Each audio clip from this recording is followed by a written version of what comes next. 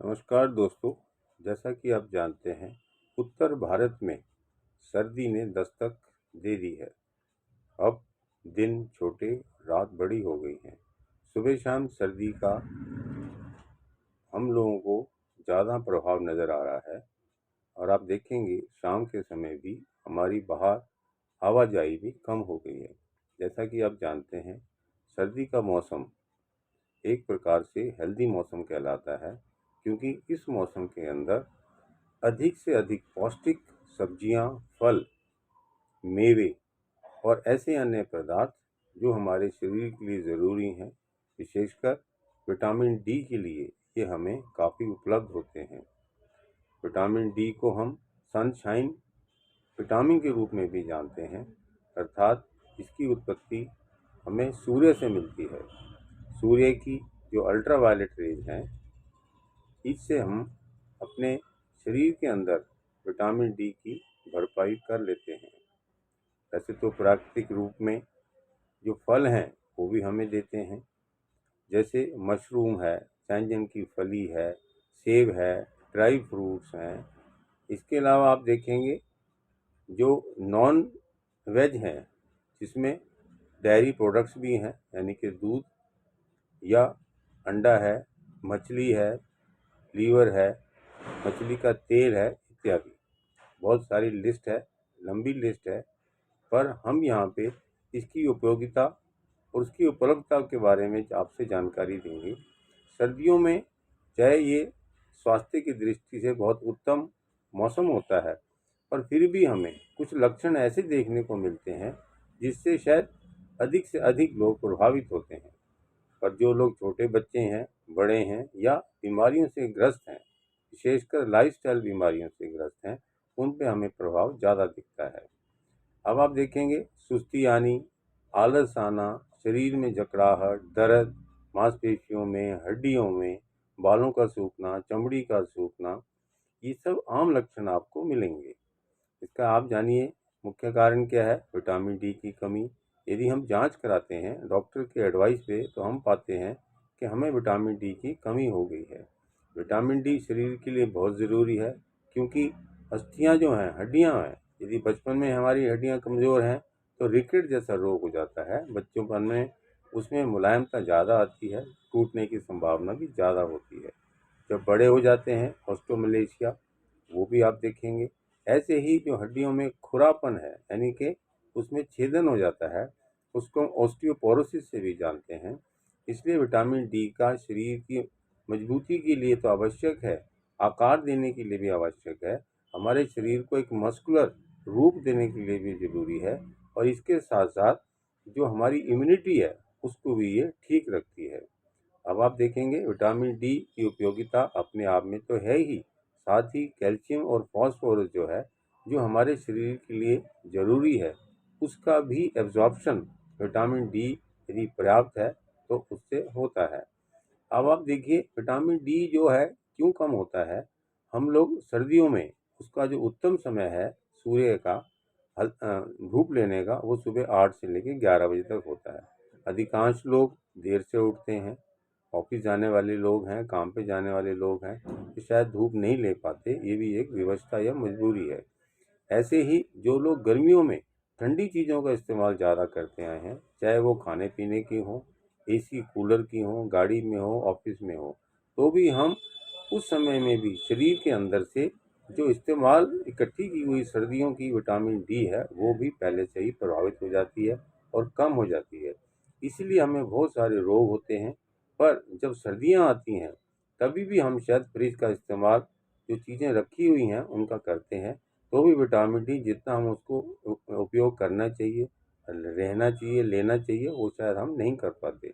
इसके अलावा जो लोग कपड़े टाइट पहनते हैं, डार्क कलर के कपड़े पहनते हैं, वो लोग भी विटामिन डी से प्रभावित होते हैं। ऐसे ही कुछ लोग ऐसे हैं जो बिल्कुल भी सैर नहीं करना चाहते, चाहे उनकी विवशता है, चाहे उनको किसी प्रकार का संकोच है, वो समय नहीं निकाल पाते। विशेषकर छुट्टी वाले दिनों में, खासकर वीकेंड्स में, हमें ये सब करना चाहिए, ताकि हम शरीर को एक प्रकार से सन बाथ दे सकें। तो रही बात है गोली के रूप में, तो आप जानते हैं बहुत सारे लोग डॉक्टरों की बात मानते हैं, डॉक्टर उनकी सलाह पे उनको दवाई देते हैं, चाहे हम देखेंगे प्रतिदिन हमें 600 इंटरनेशनल यूनिट जो है उसकी आवश्यकता होती है।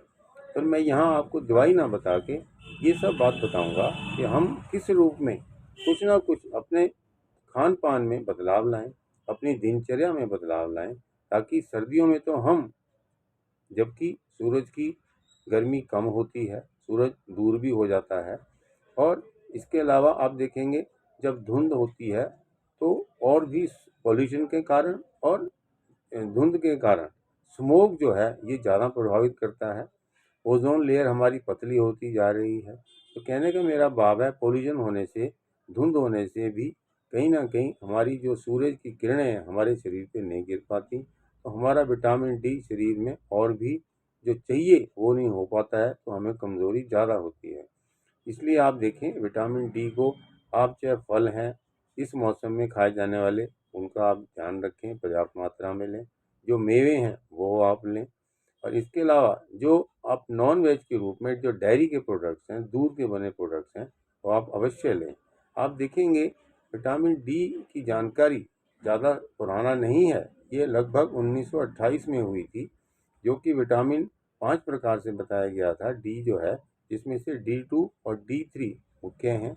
D2 हमें पौधों से मिलता है और D3 हमें नॉन वेज या मांसाहारी कह सकते हैं आप, जो प्लांट से नहीं बनता, जबकि एनिमल ओरिजिन से मिलता है। पर रही बात है, इन दोनों का कॉम्बिनेशन शरीर के लिए ज़रूरी है। तो आप देखेंगे ज़्यादातर जो डेयरी प्रोडक्ट्स हैं वो जानवरों से मिलते हैं, दूध के माध्यम से मिलते हैं। ये जानवर भी हरी चीज़ें खाते हैं जो कि वेजिटेरियन ओरिजिन की हैं, शाकाहारी होती हैं। वो धूप में खुले में जब चरते हैं तो उनके ऊपर धूप भी गिरती है, तो वो एब्जॉर्ब भी वही करते हैं। तो इन सब चीज़ों से आप देखेंगे विटामिन डी जो है प्राकृतिक रूप में जो मिलता है, जानवरों के माध्यम से हमारे शरीर में भी आता है। तो आप जानिए कि विटामिन डी की यदि कमी है, ये हमारे रोगों को बढ़ा रही है, चाहे ये डायबिटीज़ है, हाइपरटेंशन है या ऑस्टियोआर्थराइटिस है। बाकी जो लक्षण मैंने आपसे बताए दर्द के हैं, या हमारी इम्यूनिटी कम हो गई है, बहुत सारे जो वायरल रोग हैं, जुकाम, खांसी, गला, ये बार बार जो होते हैं वो भी एक विटामिन की कमी से है।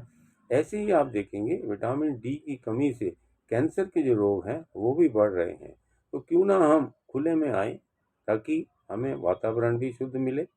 कोशिश ये करें कि हम अपने चारों तरफ वातावरण को शुद्ध करने का प्रयास करें, और हम पर्याप्त मात्रा में धूप लें। धूप लेने का उत्तम समय मैंने आपसे बताया, सुबह 8 से 11 बजे तक का है। वीकेंड्स पे आप अवश्य बाहर भी घूमें, धूप भी लें। तो मैं आपसे ये कहूँगा, विटामिन डी की कमी को पूरा करने के लिए आप इन सब चीज़ों को लेंगे, और उसके बाद ये ध्यान रखें कि हमें गर्मी के मौसम में भी इन सब चीज़ों से, जिनके कारण सर्दियों में प्रभाव कम हो रहा है, विटामिन डी कम हो गया है, उन सब चीज़ों को हम कम से कम लें। जैसे एयर कंडीशनर्स हैं, कूलर्स हैं, फ्रिज में रखी हुई ठंडी चीज़ें हैं, इनका प्रयोग हम कम करें। तो आप ये रहिए, नेचुरल तरीके से विटामिन डी को सेवन करें, चाहे आप सनबाथ करें जिसको हम कहते हैं।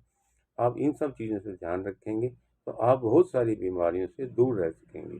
तो मैं ये कहूँगा आपसे, विटामिन डी जो कि अति आवश्यक विटामिन है, इसका आप ज़रूर किसी न किसी रूप में अपने शरीर में इसकी उपयोगिता को समझें, सेवन करें, और बहुत सारे रोगों से बचाएं, ताकि आपकी इम्यूनिटी जो है वो अच्छी रहे, किसी भी प्रकार से कम ना हो।